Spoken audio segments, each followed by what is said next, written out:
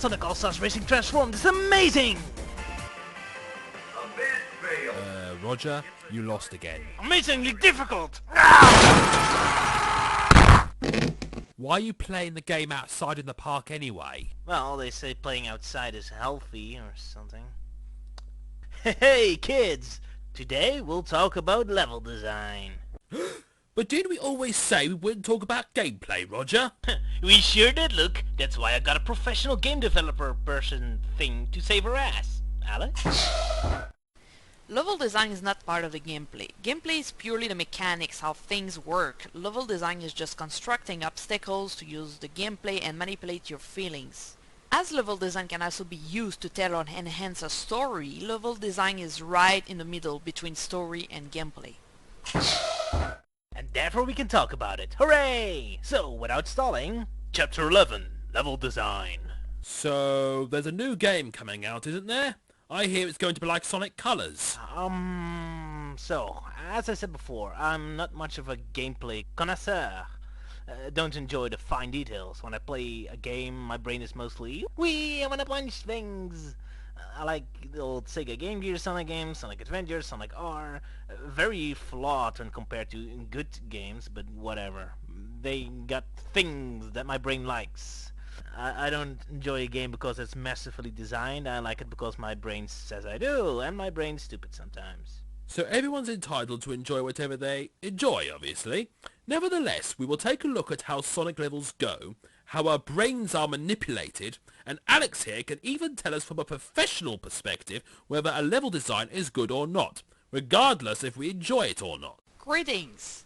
Luke, Yogurt. Oh damn, so you're not here just for that one joke.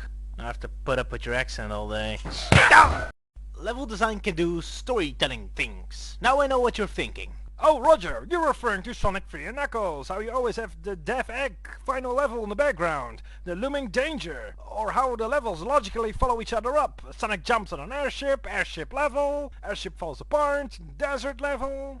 Why yes, that is a good way of art design and level design telling a story. It's definitely why Sonic 3 and Knuckles feels a lot more epic than, say, New Super Mario Bros., even though the actual story is about the same. But it goes even more deep, more fundamental. Oh, keep in mind, we're only looking at the level design, not the gameplay itself. Oh, and also only for the platform games. Sorry, I know you were looking forward to us discussing Sonic Schoolhouse level design, but alas. Indeed. There's 4 phases in execution how Sonic levels have been designed, plus an extra 5th one. We'll go through the 4 main phases, highlight a few games that fall in between, and then go to the 5th phase. So without further stalling, Sonic level design phase 1. What the hell do I do? So, Sega needed a new mascot since good old Alex Kidd wasn't cutting it, and got to work on Sonic. The funny part is, the fact that Sonic is fast was an element only introduced later in production, when Sonic Team had some theory about it. Players would go through the first level a lot of times, and wanted to make it go fast. However, as you probably noticed, only Green Hill Zone and Starlight Zone are fast. All the other levels aren't all that different from how a slow platform game would look like. Here's the problem about Sonic. A problem that will be central to pretty much every incarnation of Sonic. Platform games are supposed to be slow games, especially in the older days. Platform games are all about observation. You have a weak character that dies in 1 or 2 hits. A lot of danger, uncooperative terrain. Your brain needs to keep working, always observing the field, always keeping an eye on your resources, the enemies, looking out for secrets and collectibles, and figuring out a strategy on how you can use your limited resources and skills to get to the level exit. As any gamer who eventually mastered games like Mega Man, Castlevania or Commander Keen can tell you, while your first instinct is to keep on running and jumping and you want nothing more but to smash through the stage in spectacular fashion, the only way to really beat the game is to observe and time your movements precisely. Going mindlessly full throttle will get you killed. Ah, but Sonic is all about that first, that wrong instinct beginning gamers have. When you are a fast dude like Sonic, you want to go fast and blast through stages without effort. This is why Green Hill Zone is so well loved, and why everyone doesn't like Marble Zone as much, since Sonic immediately dials down to normal platform tactics. You need to wait, dodge, time your movements. Gah! I wanna run, jump, explode things! Games need to be consistent and follow one general theme. If you want to make a game about speed, make it about speed. The floating monitor is right. So this first phase, the what the hell do we do phase, is when Sonic games are essentially just regular platform games, just with a few fast elements included.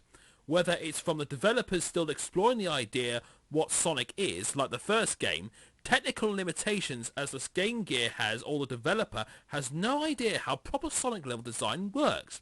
As with Dimps in Sonic Advance 1, we get a what the hell do we do game. Keep in mind, we're not saying these games are bad in any way. I like them. They're just a bit awkward. Also, we're ignoring physics and such here. This is only about level design. We'll clarify how you can recognize these Sonic games in detail later, as soon as we explain the other level design phases. Yes, which brings us to Phase 2, the partition of speed and platforming. Now we get to the golden age of Sonic. Phase 2 is especially found in Sonic 3 Knuckles and Sonic Adventure 2.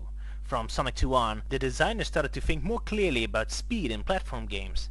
Platform games need to be kind of slow, you need to be able to observe, plan ahead.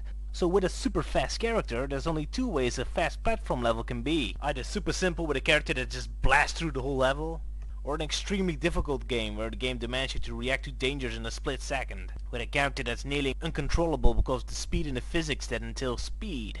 Games need to be challenging, so non-stop green hills won't work, but as for challenge, we don't want Sonic to play like a Bubsy the Bobcat, do we?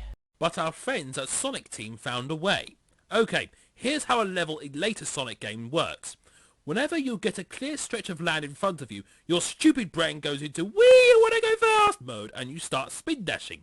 This will usually immediately get rewarded with tons of loops and automatic action bits where you fly through the stages. Notice there's no danger and challenges here at all. This is the part most cynics call the press and hold the right button to win type of gameplay. After this fast automatic bit, there's always a point where Sonic is suddenly launched into the air. This gives your brain two different signals. One, it says, "Wee, flying, gotta get the rings." The second signal, more importantly, is, "The fast fun bit is over. Danger is ahead. Be careful." After you play enough Sonic games, you start to develop an instinct for this. Even though you may not really realize it, somewhere inside your brain you start growing an awareness that whenever you get launched in the sky after those fast bits, you get more into platforming bits. This is usually you can already spot an enemy on the edge of the screen while you hang in the air. Also, the level design usually becomes more vertically orientated.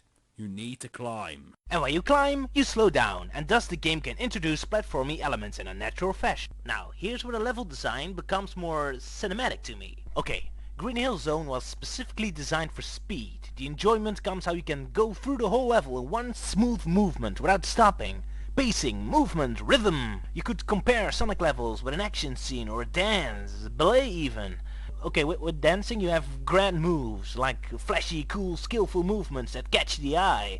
But the dancers can't do these moves non-stop. They have to keep momentum and prepare for the next big move. Now, in between big sweeping moves, you don't want the dancer to stand around awkwardly still. That would be ruining the rhythm, the pacing. So, in between the big movements, there's subtle like gestures to keep the rhythm going. Play Sonic 3 Knuckles, and you may notice that the game rarely comes to a dead stop. There's always movement, even when the game forces you to stand still. There's a big automatic cool bit, and then you're forced to stand still. But look, Sonic is on a moving barrel. Or quicksand. He's still in motion. So despite standing still, despite the game giving your brain the signal that you need to prepare for more difficult platform bits again, the rhythm is still going. You're constantly in motion, which pleasures your brain.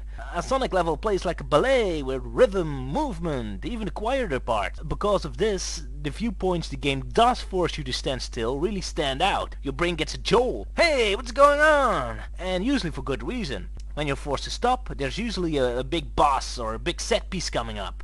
So the fact that your brain gets a jolt helps prepare you for the big event coming up, not to mention to dramatize the upcoming danger. It's storytelling and gameplay telling at its finest. Granted, there are a few moments that ruin the pacing, like these things.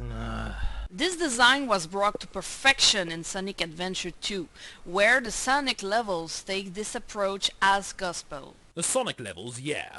The Tails and Knuckles levels are kinda random. We're talking purely about speedy Sonic levels here, so fast automatic bits make you feel like the badass superhero, flashy cool camera shots, and then a cool bit with a jungle vine here. After this automatic transition is over, you can launch in the air, showing the normal level parts are about to begin. Also notice how the fast automatic bits usually ends with Sonic getting a big overview of the level with all dangers and enemies up ahead in clear view. Not like other games where you're kicking ass and fighting and doing cool things when the game suddenly comes to a dead stop to show you where to go. Ah, yeah, I get it. Nope, Sonic Adventure 2 gets those camera shots naturally in the gameplay where you need to go. Boom! When you ask people what the perfect Sonic game should look like, they often point out the cutscenes like the Sonic City opening sequence when we see Sonic running, carelessly jumping and pulling off cool stunts. This is not Mega Man or Castlevania where it's about overcoming obstacles. Sonic is about adrenaline, instinct. It's about controlling your surroundings and feeling confident and being stylish. Not to mention feeling badass. So the fast automatic bits give you a sense of power and speed, then the game slows down to provide challenges so it becomes a proper game again. A perfect balance in this is the ultimate Sonic experience. And again, notice most platforming bits in this phase of Sonic level design are almost always vertical. Whenever a level is horizontal, your dumb adrenaline-filled brain gets the desire to go stupidly fast and you become careless and you just want to go fast. However, make the level go up and you automatically slow down to take a closer look at the environment. Clever use of horizontal and vertical level design is a vital trick to teach the unconscious part of your brain to develop an instinct on how levels in a Sonic game are supposed to play. Flat bit, spin dash and have fun. Vertical bit, prepare for danger.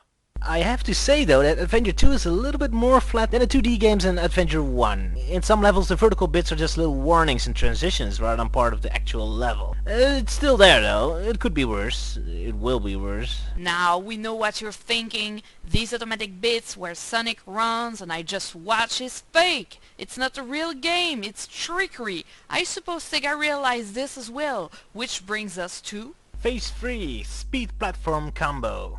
For next time. To be continued for now.